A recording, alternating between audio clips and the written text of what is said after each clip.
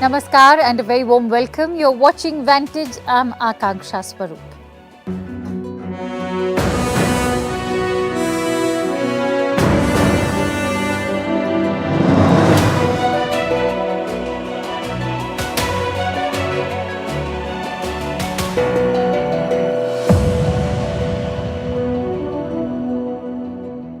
The big story on Vantage tonight is China planning to set up a spy base in Cuba. Havana has dismissed the media reports. The White House too has called them inaccurate. And what has Beijing done? Asked Washington to mind its own business. We'll be getting you all the details on what could be the most direct challenge yet to the continental United States. And there's more trouble brewing for America. Saudi Arabia's Crown Prince Mohammed bin Salman is not happy with the US either. He reportedly threatened to change the US-Saudi relationship completely. What was at the center of this row? Biden's promise to punish Saudi Arabia for slashing oil output, from verbal duels to the battlefield in Ukraine. Kiev's much-awaited counteroffensive is underway. What is Zelensky's plan and how will Moscow react? We'll answer those critical questions, and you may have heard about hugging a tree, but what about hugging an ocean? Sounds unbelievable. Well, Brazilians did just that on World Ocean Day, which was yesterday.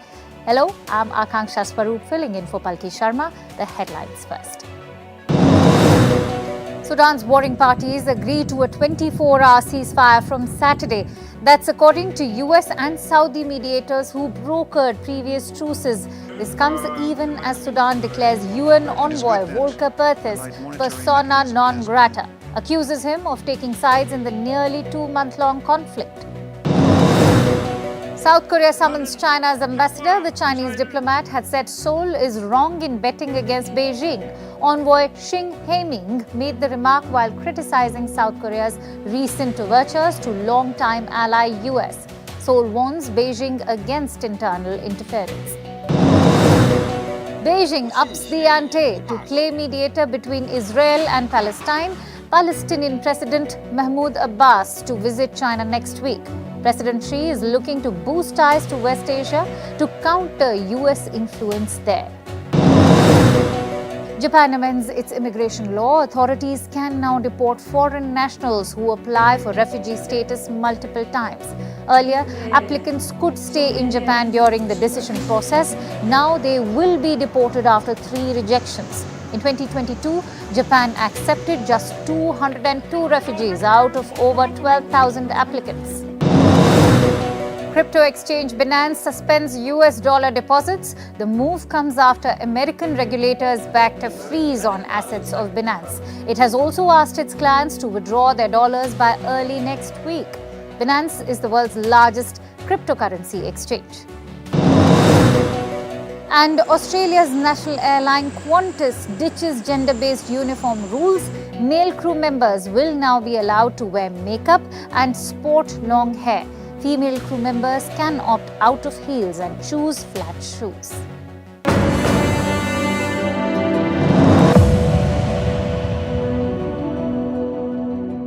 A new spy game has begun. The Second Cold War is intensifying and US might have a new problem to deal with. After sending a spy balloon, China could build a spy base in Cuba. Yes, a dedicated facility in America's backyard. Disturbing reports have emerged. They say China and Cuba have struck a deal. Beijing will set up a snooping base on the island. In return, Havana is getting billions of dollars. That's the claim made by an American newspaper. This couldn't have happened at a worse time. The US and China are talking again. After a delay, America's top diplomat is finally getting a chance to travel to China. Blinken could go to Beijing as soon as next week. Will these revelations derail his trip again? Let's discuss. There's no official communication yet. The plans for the moment exist just on paper. But both countries have agreed in principle. Washington has reason to worry. So what is China's plan in Cuba? Now, reports say it wants to set up an eavesdropping station here, about 160 kilometers away from Florida. This is Cuban territory. From here, China can snoop on key military bases inside America. Several important bases are in this region. There's one in Tampa, the US Central Command headquarters. This is the same command which led the wars in Afghanistan and Iraq. Then there is Fort Liberty in North Carolina, the largest US military base. All these bases will be targets for the Chinese base. What kind of intelligence can it pick up? Signals intelligence. This includes emails, phone calls, and satellite transmission. I know this sounds like an intelligence nightmare, but Washington is trying to play down the story. The Pentagon has dismissed these reports. Is there a new listening post in Cuba that affects the United States? Based on the information that we have, that is not accurate, that we are not aware of China and Cuba developing any type of spy station. Separately, I would say that the relationship that those two countries share is something that we continuously monitor. So the reports are inaccurate, according to Washington. But China is deepening its ties with Cuba. For America, that is a matter of concern. Havana too issued a denial. It called the claims unfounded. These are all fallacies with the perfidious intention of justifying an unprecedented tightening of the embargo, destabilization and aggression against Cuba, and of deceiving the public in the United States and the world. So what was China's reaction? The Chinese embassy in Washington did not refute the story. They said they don't know anything about this, so they won't be able to comment. Earlier today, Beijing spoke out. They said the US is spreading rumors. I'm not aware of the situation that you've mentioned. It's well known to everyone that spreading rumors and slander is a common US tactic. The US is spreading rumors. Slander is a common tactic. A lot of criticism, but no denial. And that says something. Experts say China is trying to turn the tables on the US. For a long time, the US was unilaterally capable of spying on Chinese military exercises, activities. The Chinese could do only so much. And this facility shifts that. It is a shift indeed. The US conducts routine spying operations. It sends surveillance flights over South China Sea. It deploys military assets in the Pacific. It equips allies with sophisticated intelligence gathering tools. So China is trying to match up. It is making bold moves. In recent years, China's espionage activities have intensified. Washington has accused Beijing of targeting the US government with hackers, recruiting agents, and for monitoring dissenters and critics inside America. A spy base in Cuba seems to be the next step. It is strategically located and near the United States. China and Cuba have close ties. They have been close since the end of the last Cold War. China is Cuba's largest trade partner. Chinese firms are deeply involved in multiple Cuban industries. Beijing also holds a lot of Cuba's foreign debt. A cash infusion by China will be welcome news. The Cuban economy needs it. It is suffering due to inflation and fuel shortages. There's a cash crunch too, but to get the Chinese money, Cuba will have to make compromises. It won't be unprecedented. Just look at the past. Cuba is an old rival of the United States. During the First Cold War, it was a hotbed of all spy games. Cuba had deep ties to the Soviet Union. The Soviets too had built a spy base in Cuba. This was in the mid-1960s. Where was this base? The Lourdes Island, just south of Havana. The purpose remained the same. The base was there to snoop on America. But the world witnessed a bigger crisis in 1962. This is when Moscow placed its nukes in Cuba.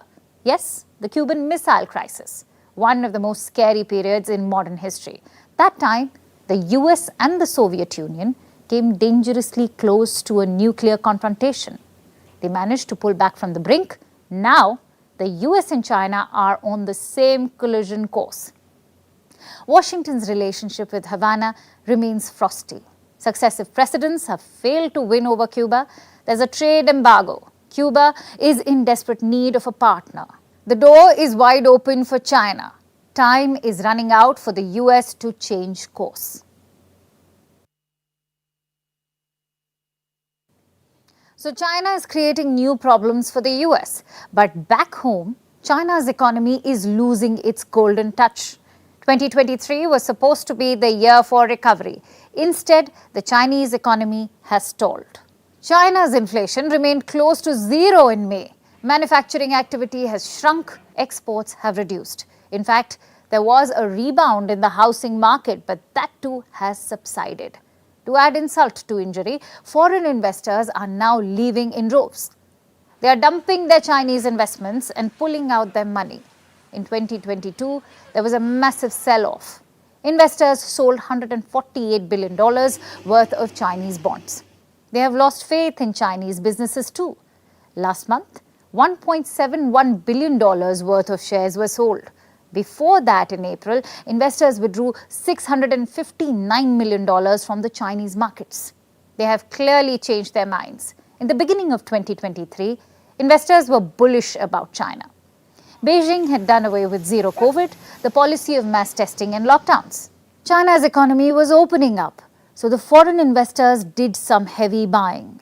In the first 5 months of 2023, they invested a little over $25 billion. But the Chinese economy has underperformed. So by extension, the markets are under-delivering. That's the situation today. What about the future? Well, it isn't looking bright. Consider what a former IMF official said. Desmond Luckman says China is headed for a lost decade. Luckman has penned an editorial. He says, and let me quote, "We may be at the end of the period when China, the world's second largest economy, served as the world economy's main growth engine and the main driver of international commodity prices." So Luckman is predicting an end to China's growth story. It is a fair argument to make. There are some compelling reasons. First, the structural problems within Chinese economy. A rapidly aging workforce, weak productivity, worsening inequality, and the crisis within the property sector. There is an oversupply of real estate. More apartments, less buyers. Going by one claim, China has at least 65 million empty homes, enough to house the entire population of France. There are more problems, like the crackdown on Chinese corporates. Xi Jinping is tightening the screws. He's pushing a concept called common prosperity. It is aimed at narrowing the wealth gap. Under this, technology companies, the education sector, and entertainment firms have been hit by regulatory crackdowns. China has also placed limitations on its own companies. Their process to list companies overseas has become stricter. These changes have not gone down well with investors. They feel the Chinese market is unpredictable, so they are hesitant to invest. Geopolitical tensions too are making them more apprehensive. Things like US sanctions on exports to China and the growing calls to decouple. There's a big fall in investment from America. Private equity investments have reduced drastically. Last year, they fell by 76%. Basically, investors now feel the Chinese markets are more risky than before. That's an indictment of the Chinese state and the Communist Party leadership. China's biggest asset this decade was its economic growth. It enabled China's rise on the world stage. But it seems Beijing is losing that advantage. The foreign investors have lost trust in China. And this is a direct result of the policies of the Communist Party. Now let's turn our attention to Saudi Arabia. Reports have come out about the kingdom's de facto ruler, Crown Prince Mohammed bin Salman. Reports about MBS and his anger towards the US.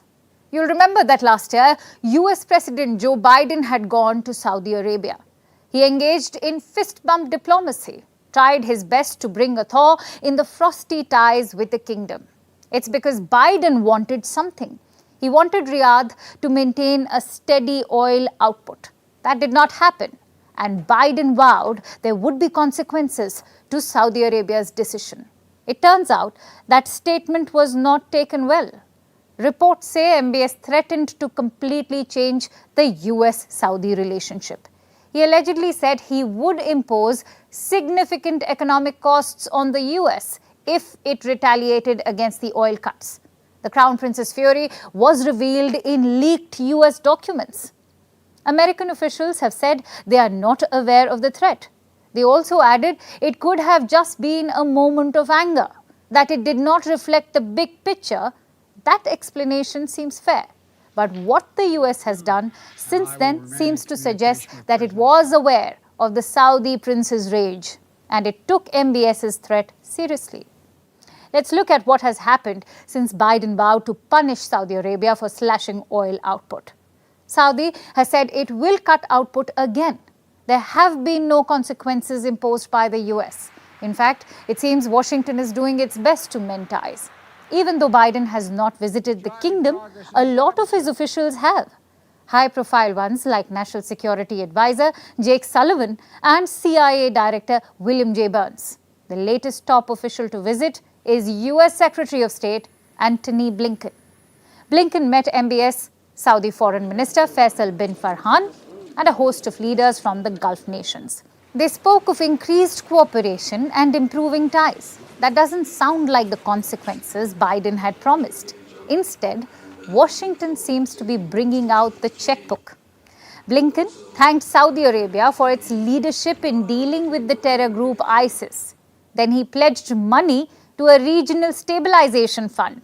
The United States very much appreciates the leadership of Saudi Arabia, not only in hosting this meeting, but for its contributions, constant contributions, and crucial contributions day in, day out to our mission. Today, we're announcing a funding goal for the Stabilization Pledge Drive of just over $601 million. And I'm announcing that the United States is committing $148.7 million to that fund. This support will meet critical needs that Syrians and Iraqis themselves have identified.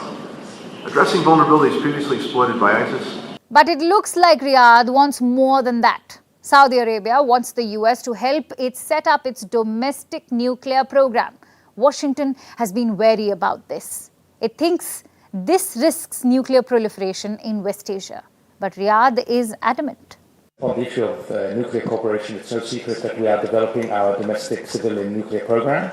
We would very much prefer to be able to have the US as one of the bidders for that program. There are others that are bidding, and obviously we would like to build our program with the best technology in the world.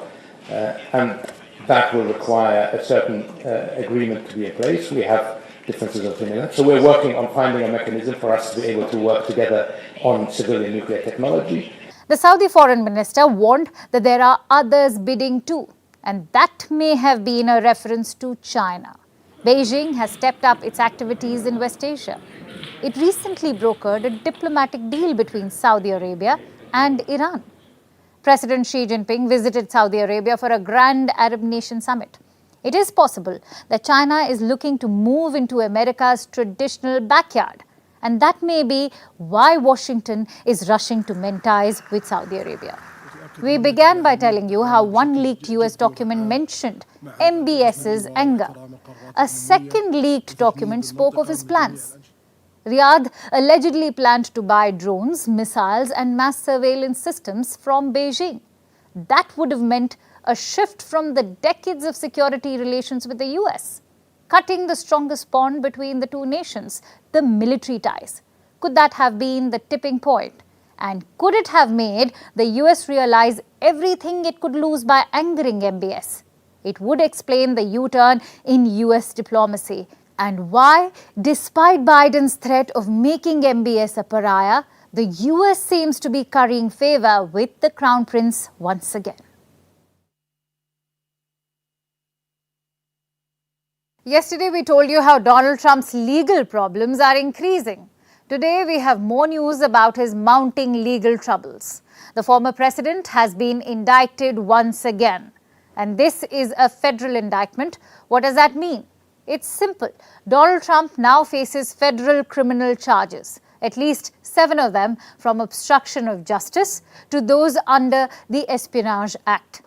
That makes Donald Trump the first US president to face federal charges. Talk about him making history, only this time it's for all the wrong reasons. An indictment is different from a conviction.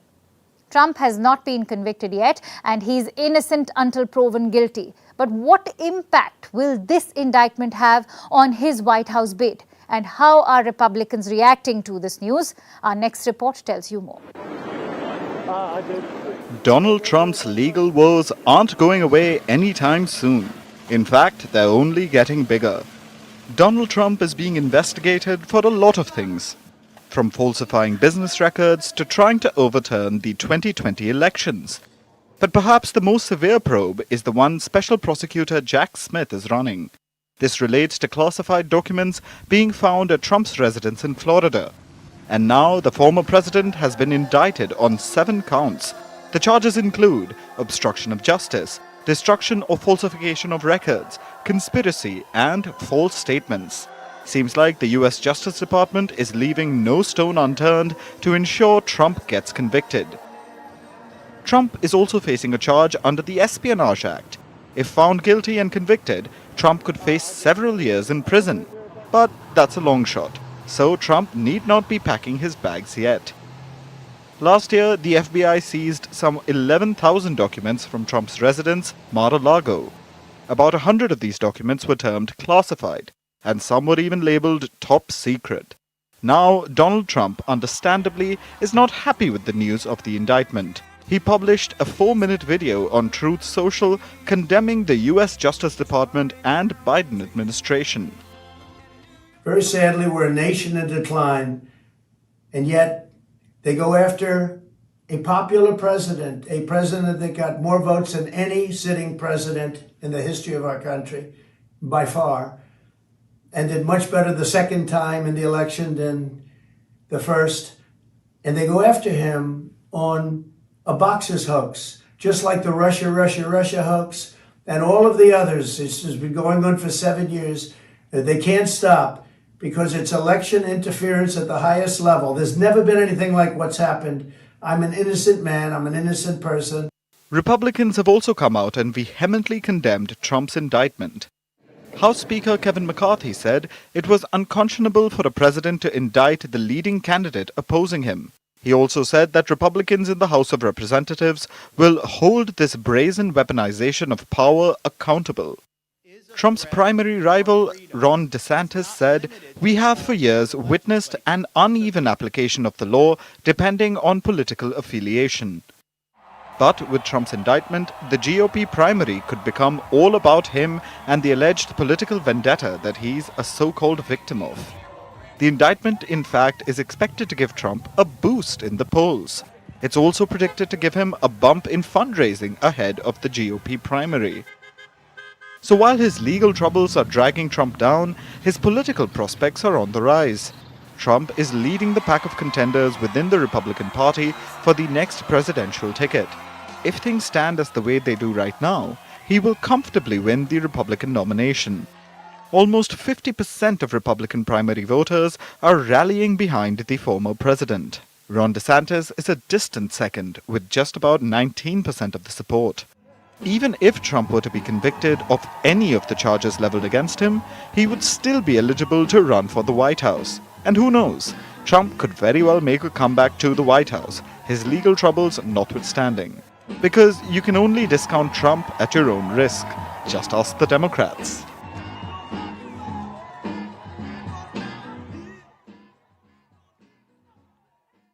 Let's talk about Ukraine's allies, the NATO. As we mentioned yesterday, NATO is in a bind. Yesterday, we told you how NATO was divided over Ukraine's membership. Of course, it isn't the only country to cause rifts in the alliance. There's also Sweden. Stockholm seems desperate to join the security group. The Swedish Prime Minister reportedly made an announcement today. He said Sweden will allow NATO to base troops on its territory even before it formally joins. This seems like a last-ditch attempt to get over the line and join the security alliance. Sweden wants to officially be welcomed during the next NATO summit. That will take place in Lithuania's capital, Vilnius, on July 11. Sweden announced that it wanted to join NATO last year, but its membership has been stalled by Turkey and Hungary. Most of the resistance is from Turkey. Ankara has accused Stockholm of harboring what it calls terrorists. These are Kurdish people who are part of the Kurdistan Workers' Party or PKK. Ankara calls it a terror group and says Sweden is allowing it to thrive. So far, Turkey has vetoed the Nordic nations' membership. Well, it seems Sweden is making desperate moves to secure entry into NATO. And on Wednesday, it agreed to extradite a member of the Kurdistan Workers' Party to Turkey. This is part of the demands made by Turkish President Recep Tayyip Erdogan. Stockholm also enacted a new anti-terror law that targets the PKK. All of this is to appease Erdogan and get his nod to joining NATO. Sweden recently made this appeal to Turkey and Hungary. Listen it. Everything that we undertook to deliver during the Madrid summit is fulfilled, and it is time for Turkey and Hungary to start the ratification of the Swedish membership to NATO. That is the clear message that I will send, and I have already received before this meeting, clear signs of the commitment and the support that we feel from several of the NATO member states. And I believe that this will be reinforced during today's meeting as well. The appeal was echoed by NATO's Secretary General Jens Stoltenberg. He was in Turkey a few days ago. He was there to convince Erdogan not to veto Sweden's membership. Sweden has taken significant concrete steps to meet Turkey's concerns. This includes amending the Swedish constitution, ending its arms embargo, and stepping up counterterrorism cooperation, including against the PKK. Important new terrorism legislation has come into force just a few days ago. So Sweden has fulfilled its obligations. So will this work? Will Erdogan drop his objections in time for the next NATO summit? Or will the problem of Sweden's membership be passed on to the next NATO chief? Because you see, Stoltenberg is up for retirement soon. He will step down as the NATO Secretary General on September 30. If he doesn't resolve the issue soon, Sweden will become his successor's headache. Who will that successor be? There hasn't been any announcement, but there are a number of possibilities. Reports say some NATO members want the next chief to be from Eastern Europe. It's the region closest to Ukraine and most at risk from Russian aggression. The Lithuanian and Estonian prime ministers are reportedly being considered. They also happen to be women, which would give NATO its first female chief. That adds to their chances. Another candidate in the running is Danish Prime Minister Mette Frederiksen. She's reportedly keen on the job and recently met US President Joe Biden in Washington. Another frontrunner is British Defence Secretary Ben Wallace. He's a former soldier and respected across the alliance. Rishi Sunak was in the US to meet Biden. He's expected to have talked up Wallace for the role. Reporters even asked Biden about the possibility. Here's what he said. Is it time for a British NATO Secretary General? Maybe. That remains to be seen. We're going to have to get a consensus within NATO to see that happen. They have a candidate who's a very qualified individual, but we're going to have we have a lot of discussion, not between us, but in NATO, to determine what the outcome of that will be. So Biden says NATO needs to come to a consensus. But his backing is considered crucial, and he has not backed anyone publicly yet. Whatever happens, the next few months are crucial for NATO. The war in Russia and Ukraine's possible membership are tricky issues. And if Sweden has not joined by then, the next NATO chief will likely have their hands full. Choosing a new NATO chief may sound difficult, but this is not the only problem NATO has right now. The alliance has a new headache. Former German fighter pilots who could have shared NATO's tactics with China. Sounds alarming, right? Well, Germany sure is worried. The report first came out in German newspaper Der Spiegel. It says former German fighter pilots are training Chinese forces.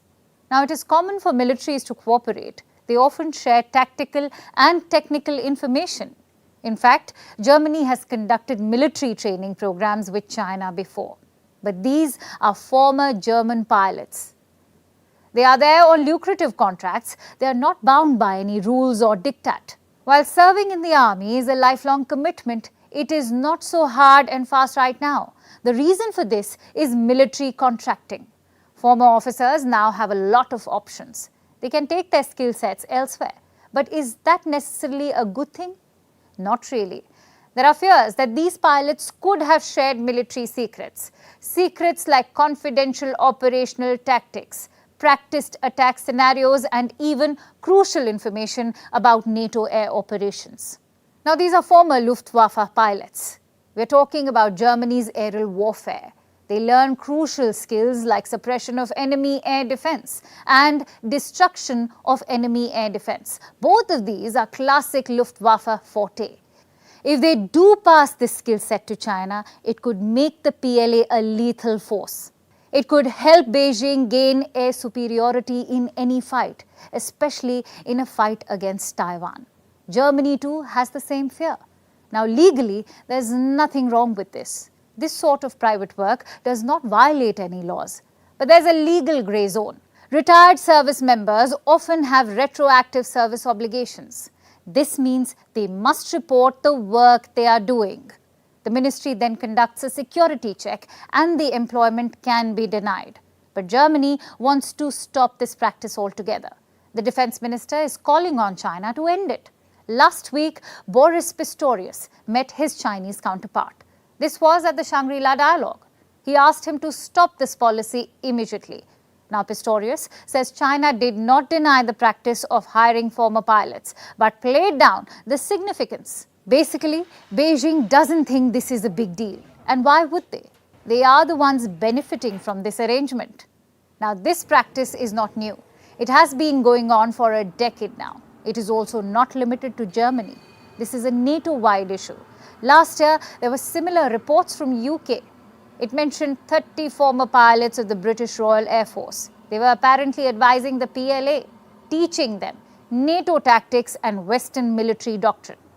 So clearly, Beijing has had a long history of doing this, using Western know-how to help its military.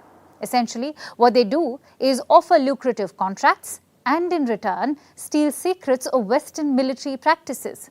But why is West or the NATO not alarmed yet? Are they underestimating China's growing military power, or are they consumed with a war at their borders?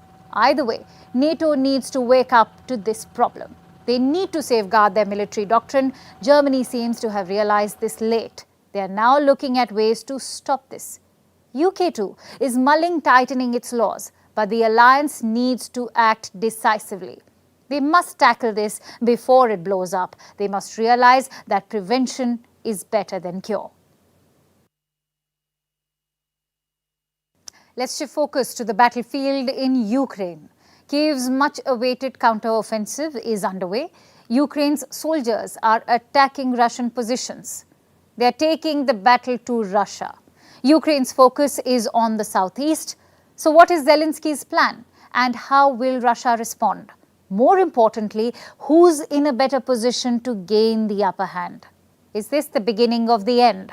Or will the offensive only worsen the stalemate? Our next report tries to find the answers. This is not what you'll expect when you hear the word counteroffensive. Ukraine's soldiers are urging silence. Instead of a loud bang, they prefer stealth. A lot is riding on this counteroffensive. It could define the trajectory of this conflict and determine the future of Ukraine itself. Ukrainian forces have spent 6 months preparing for this. They're armed with Western weapons and training. What are their goals? They want to push the Russian forces back as much as they can. Currently, Russia controls 20% of Ukraine's territory. The aim to win back everything is a long shot, so Ukraine's approach will be more targeted. These bridges could be among the potential targets. The Kerch Strait Bridge, and the land bridge through Zaporizhzhia. They're vital for Russia. They enable access to Crimea, and they're used as supply routes for the Russian military. Dealing a blow to Russia here would handicap its forces. Ukraine tried to inflict some damage there, but the Russians say they repelled a major attack. At 1:30 a.m. today, the enemy attempted to break through our defenses in Zaporizhzhia. The enemy was detected in time by our reconnaissance forces, and a preventive strike was delivered by our artillery and aviation forces and using anti-tank weapons. Russia isn't defenseless. Its troops remain deeply entrenched in their positions, and additional forces have reinforced Russian front lines. Ukraine wants to liberate these areas, but that's just half of the job. The real test for Ukraine will be if they can hold on to the territories and fend off any Russian attempts to stage a comeback. Ukraine's Western backers will be closely watching this. The coming weeks could determine their next steps. For them, a successful offensive means tangible gains on the battleground. If Kyiv manages to push the Russians back, it might open doors for more military support, and perhaps even an upper hand in future negotiations. Ukraine's main backer remains committed. On commitments to Ukraine, long-term security to deter future aggression after this war ends is the goal. And we're advancing this goal by providing them the support Ukraine needs now on the battlefield and helping them strengthen their military over the long term. The entire G7. Biden has got Ukraine's back. But if the counteroffensive fails, even the US may feel the pressure. In that case, Russia would have a clear edge. The conflict will remain frozen, and perhaps Russia would be in a position to push for lasting changes, ones that will redraw Ukraine's borders. We are in constant communication with our military, the commanders of the Khortytsia and Tavria groups of forces, with all those involved in the most heated combat areas. Donetsk region faces very tough battles. That'll be unacceptable for Zelensky, who has vowed to retake all the lost territories. Zelensky's prestige is on the line. For more than a year, he has spearheaded Ukraine's defense.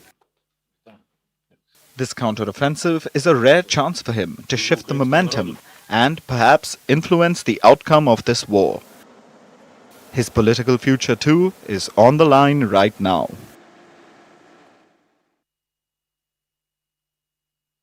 Talking about things that are making a comeback, the El Nino is back. The world has officially entered an El Nino phase. But there's nothing to cheer about. In fact, there's a lot to worry about. Let me explain. In Spanish, El Nino means the little boy. South American fishermen first noticed it in the 1600s. It is a natural climate pattern born out of unusually warm waters in the eastern Pacific. There's also the La Nina, which means little girl in Spanish. La Nina is a cold event, the exact opposite of El Nino. El Nino and La Nina keep alternating, typically for months and even years. However, scientists are not sure what kicks off this cycle. So basically, we had 3 years of La Nina, a cooler weather pattern. Now we are going to deal with El Nino, its hotter counterpart. Now the thing about El Nino is that it is a weather pattern. It is not like a storm. It doesn't hit immediately. Global temperatures typically increase during an El Nino episode. So what it fuels is extreme weather. The stronger the El Nino, the stronger the extreme weather impacts. The last time we saw a strong El Nino in full swing was 2016. So it has been a few years now. But 2016 was the hottest year on record. And scientists believe 2024 will be no different.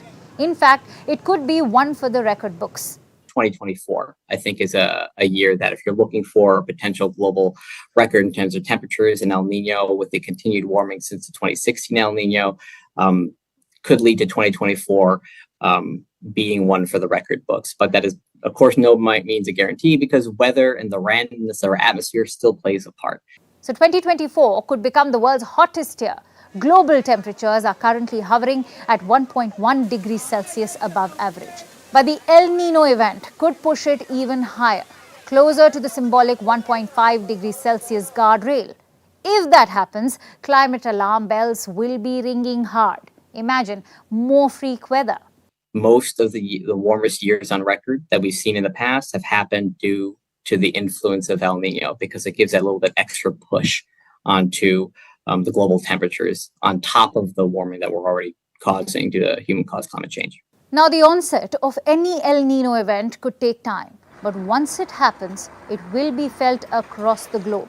Extreme weather will be the new normal. So heavy rainfall in South America, drought in Australia and Asia, drought-like conditions in the Horn of Africa, and tropical cyclones in the Pacific. If we go by past experiences, there will be a huge human and economic cost too. The last strong El Nino in 1998 cost the world $5 trillion. 23,000 people died from storms and floods. Estimates suggest this year's El Nino could lead to losses worth $3 trillion. As for India, New Delhi remains extremely wary. El Nino could disrupt India's monsoons and impact crop prices, thus fueling inflation.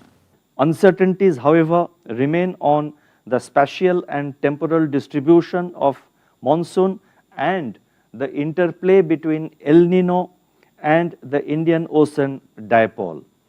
Geopolitical tensions, uncertainties around the monsoon and international commodity prices, especially sugar and rice and also crude oil, and the volatility in global financial markets pose upside risks to inflation. Agriculture is a key cornerstone of India's $3 trillion economy. Annual monsoon is crucial to its food output, so any impact on India's monsoon could be devastating. Monsoon may have reached the southern state of Kerala a week later, but the meteorological department is not worried yet. They say India will receive normal rainfall. So the El Nino is back for now. It may be called the little boy in Spanish, but it is definitely having a big impact on the world. As the El Nino returns, extreme weather is not far behind, and countries must gear up to deal with it. Yesterday was World Ocean Day, and people celebrated it across the world. But nobody caught our attention as much as Brazil did. What did Brazilians do to celebrate the day? Well, they hugged the ocean. You'd think that's impossible. But where there's a will, there's always a way. And when people come together, just about anything is possible, even hugging something as humongous as the ocean. Tonight, we'll talk about the oceans, why they're so important, and why Brazilians shouldn't be the only ones hugging them. Because the oceans are becoming the world's trash can. And the time is to act now. Want to hug the ocean? Here's how you do it. Stand in one line. Hold hands with the two people standing next to you and watch a larger phenomenon unfold. As hundreds, even thousands of people join hands together on the shores of the sea, all to hug the ocean. This is how Brazil's Rio Beach looked on Thursday. Brazilians held their hands for a symbolic hug. Volunteers also participated in cleaning drives. You'd think, what's the need for such an event? It's for raising awareness about the need to protect waters and marine life. I think that we are in a game change for the planet, We need to think better, about our habits, our consumption, We need to think better about ourselves, to take care of the animals, to take care of the nature, We're not alone here. We're not an individual, We are together. We are one, This is the message for the new generation. So the hug wasn't just an extracurricular activity. For the hundreds of Brazilians that took part, it was part of a campaign to save the oceans. Because the oceans are hurting, and they're an extremely important part of the Earth. Oceans account for 70% of the Earth's surface, and they play a crucial role in the health of the natural ecosystem. Not just for marine life, but for life on Earth as a whole. And yet, billions of pounds of trash and pollutants are dumped into the oceans every year. This despite the fact that oceans are majorly responsible for regulating the Earth's climate. Here's an interesting fact. You thought most of the world's oxygen was produced by trees and dense forests? Wrong. By the Amazon forest, perhaps? Again, wrong. About 50% of the Earth's oxygen comes from the oceans. This year, the main purpose of World Ocean Day was to build ocean literacy and raise awareness about the importance of the oceans. 97% of the planet's surface water is found in the oceans. 97% of the planet's surface water is getting contaminated, so we can't afford to be indifferent to marine pollution. Why? Because, for starters, it's harmful to marine species or aquatic life. Next, excess pollution causes depletion of oxygen within oceans, endangering many aquatic species. To top it all, pollution also leads to an excess of nutrients like nitrogen and phosphorus in the oceans. These nutrients promote the growth of algae. They suck up most of the oxygen and prevent sunlight from penetrating the oceans, creating dead zones. As the name suggests, no aquatic life can be found in these zones. So just how polluted are our oceans? Well, there's no exact figure available, but a recent study estimates that the world's oceans are polluted with 171 trillion plastic particles, and the number is only increasing, which is why environmentalists are sounding the alarm. And people are comforting oceans by hugging them, because they are drowning in pollution. And with that, I bring you Vantage shots, images that tell the story. If the pictures from New York were not apocalyptic enough, smoke from Canadian wildfires have now blanketed the US capital. Washington, D.C. is now choking on smog. Meanwhile, Ukrainians are using boats to cross the streets after the Kakhovka Dam blast caused floods in parts of South Ukraine. And how many ducks are good for luck? Hong Kong says 2. Giant inflatable double ducks set sail in Hong Kong as an artist believes they will bring good luck to the city. And finally, what makes June 9th significant? On this day in 1934, Donald Duck made his first movie appearance. The character featured in Walt Disney's The Wise Little Hen. Donald Duck is Disney's most popular character. With his trademark shirt and bow tie, he even became the most published comic book character in the world, besides superheroes. That's all I have for you today on Vantage, but do catch Flashback tomorrow at 8 p.m. IST. Thank you so much for watching. Have a great weekend. Palki Sharma will be back with Vantage on Monday.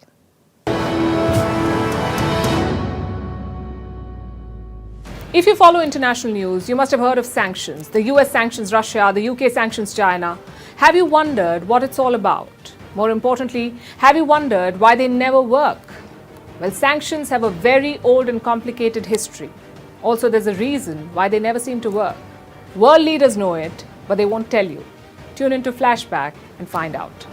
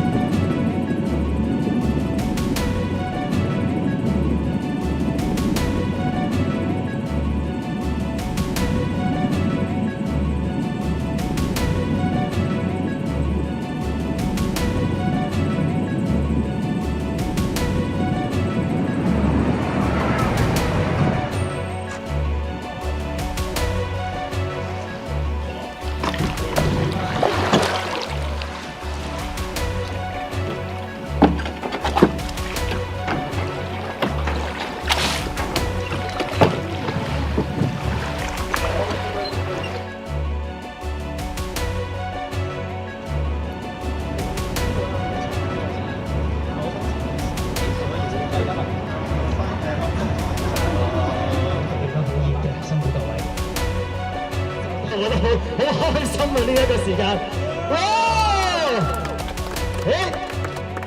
睇嚟佢哋諗住跳翻拍舞添喎，係咪？